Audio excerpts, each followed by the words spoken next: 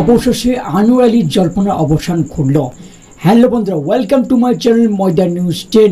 ময়দান news 10-এ আপনাদের সকলকে স্বাগত জানাই। আজকে আমরা কথা বলতে চলেছি বা আজকের বিষয়টা হচ্ছে আনোয়ার আলীকে নিয়ে। ব্যান আনোয়ার আলী, বিপাকে ইস্ট বেঙ্গল, মোহনবাগান পেতে পারে 12.9 কোটি টাকা।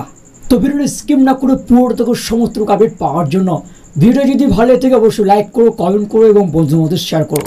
চ্যানেলে যদি নতুন, চ্যানেলটি সাবস্ক্রাইব করে পাশে থেকে বেল আইকনটি চিংচং করো। ইন্ডিয়ান ফুটবল, ওয়ার্ল্ড ফুটবল ও লোকাল ফুটবলে সমস্ত রকম আপডেট সবার আগে পেতে। তো চলো বন্ধু, আছে বেশি কিছু কথা বাড়াচ্ছি না, সরাসরি মেন টপিকে বা মেন আলোচনার দিকে যাওয়া। শাস্তি পেলেন আনোয়ার আলী, 4 মাসের জন্য ব্যান করা হলো আনোয়ার আলীকে। আনোয়ারের সঙ্গে শাস্তি পেল ইমাম ইস্ট বেঙ্গল ও দিল্লি এফসি। ক্ষতিপূরণ বাবদ 12.9 কোটি টাকা পেতে পারে মোহনবাগান সুপার জায়ান্টস। আনোয়ার আলী ইস্যুতে বড় সিদ্ধান্ত নিল সর্বভারতীয় ফুটবল সংস্থা IFF। মঙ্গলবার সকালে প্রকাশ্য এসেছে ফেডারেশনের এই সিদ্ধান্ত। মোহনবাগানের সঙ্গে লোন ডিল ভাঙার কারণে শাস্তির মুখে পড়ল আনোয়ার আলী এবং 2 ক্লাব তথা ইমাম ইস্ট বেঙ্গল এফসি এবং Delhi FC.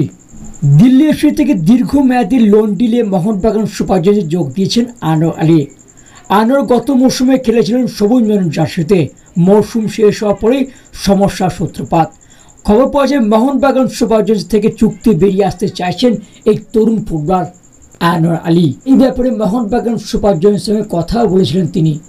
Mohun Bagan super giants আনোয়ারের কথায় আনোয়ারকে ছাড়তে রাজি হয় না। ক্লাব ও ফুটবলারদের মধ্যে সম্পর্ক ছিন্ন হওয়ার আগে আনোয়ারকে নিজেদের দলের সঙ্গে যুক্ত করে ইমাম ইস্ট বেঙ্গল এফসি। সমস্যা আরও বৃদ্ধি পায়। ইস্ট বেঙ্গলের সঙ্গে যুক্ত হন আনোয়ার আলী। কলকাতায় এসে যোগ দেন লালহুল শিবিরে। তখনও ঠিক ছিল না আনোয়ার আলী নতুন মরশুমের জন্য কোন দলে খেলবে। নিয়ম অনুযায়ী উপযুক্ত কারণ ছাড়া কোনো ফুটবলার চুক্তি ভাঙলে ক্ষতিপূরণ দাবি করতে পারে ক্লাব। মোহনবাগান সুপার জায়ান্টসের পক্ষ থেকে করা হয়েছিল সেই আবেদন, হয় আনোয়ার নয়তো ক্ষতিপূরণ। মোহনবাগানের দাবি ছিল স্পষ্ট। মঙ্গলবার যে রায় প্রকাশ্য বেরিয়ে আসে তাতে মোহনবাগান সুপার জায়ান্টস এগিয়ে রয়েছে বলে খবর।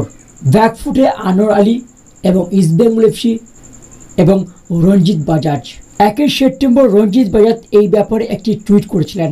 আনোয়ার আলী ক্যারিয়ারের পেছনে রঞ্জিতের অবদান অনেকটাই।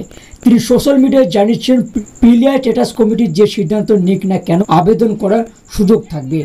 এই মামলার সঙ্গে যুক্ত প্রত্যেক পক্ষ আবেদন করার সুযোগ পাবে, কারণ player status committee preliminary body.